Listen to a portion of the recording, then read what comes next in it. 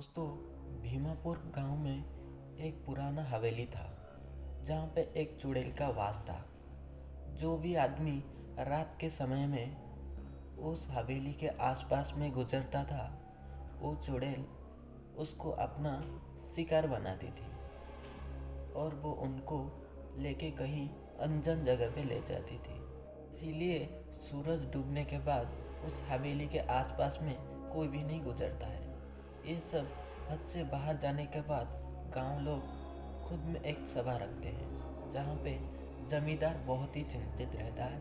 इस समस्या का क्या समाधान होगा, सेठ गांव लोगों को पूछता है और गांव लोगों भी बहुत ही डरे हुए रहते हैं। उसमें से एक लड़के का पिता भी पिछले रात चुड़ैल का शिकार हुआ था, इसीलिए वो लड़का आज चुड़ैल को रात में अंधेरे में बुलाता है और बोलता है कि तुम कहाँ भी हो आ जाओ, मैं तुमसे नहीं डरता हूँ। तुमने मेरे पिता को मारा है, आज मैं तुमको मारूंगा। ऐसे जज्बातों में आते हुए वो चुड़ैल भी उसके सामने आ जाता है और वो लड़का को भी अपना शिकार बनाता है और एक गुफा में लेके कैद करके रखता है और मन ही मन बोलता है कि मैं उन लोगों को कल रात अमावस्या है, बलि चढ़ाऊंगा तो मैं अमर हो जाऊंगा सारा दिन के लिए। इसीलिए वो उन लोगों को नहीं मार के एक गुफा में रखती थी। गांव लोग और भी ज़्यादा चिंतित हो जाते हैं।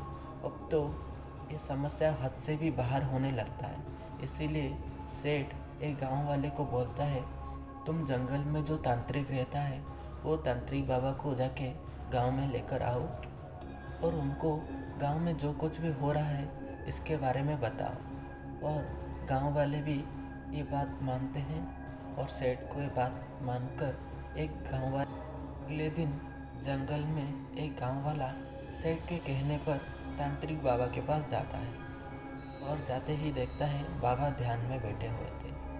और वो जाते ही बाबा समझ गए और वो गांव में जो भी कुछ हो रहा था सब बाबा को बताया और बाबा ये सब सुनकर बहुत ही चकित हो गए और उनको बोले कि आज रात ही मैं आऊँगा, हम उस हवेली पे जाएंगे और हवेली में एक पूजा रखेंगे और भूतनी को बंदी बना देंगे। ये सुनकर गांव वाला भी एक खबर लेके सेठ को दिया और रात के समय पर सेठ, गांव वाले और एक पुलिस जाके हवेली के पास बाबा का इंतज़ार करते हैं और बाबा आ भी जाते हैं।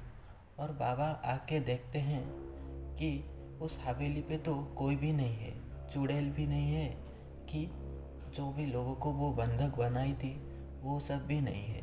तो बाबा सेठ को बोलते हैं कि तुम आज चुड़ैल को छुप कर देखोगे।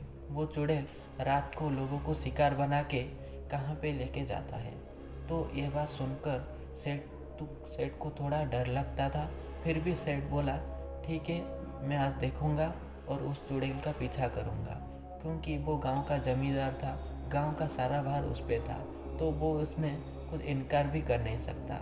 इसीलिए बाबा का ये बात मानकर पुलिस वाले और एक गांव वाले वो लोग हवेली के पास रहते हैं और सेठ छुप कर जाके चुड़ैल को देखता है।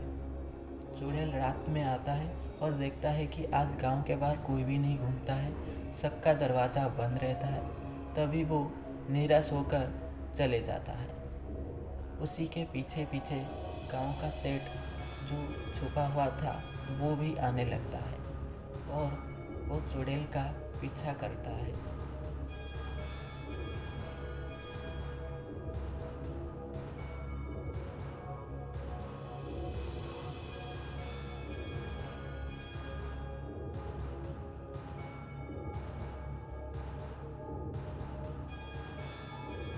और वो देखता है चुड़ैल उन लोगों को एक जंगल में गुफा में बंदी करके रखी थी और वो दो लोग बेहोश पड़े हुए थे और चुड़ैल बोलती हुई कि मैं कल इन लोगों को बलि चढ़ाऊंगी और बहुत ही ज़्यादा ताकतवर हो जाऊंगी। ये सब देखकर जमींदार बहुत ही चकित हो जाता है और डर जाता है। फिर वो ये बात जल्दी से जाके तांत्रिक को बता कर तांत्रिक को उस गुफा में ले आती है और आते ही देखते हैं कि चुड़ैल पूजा करने में व्यस्त थी। तो तांत्रिक उसको पीछे से बोलने लगता है कि उन लोगों को छोड़ दो, नहीं तो मैं तुमको भस्म कर दूंगा।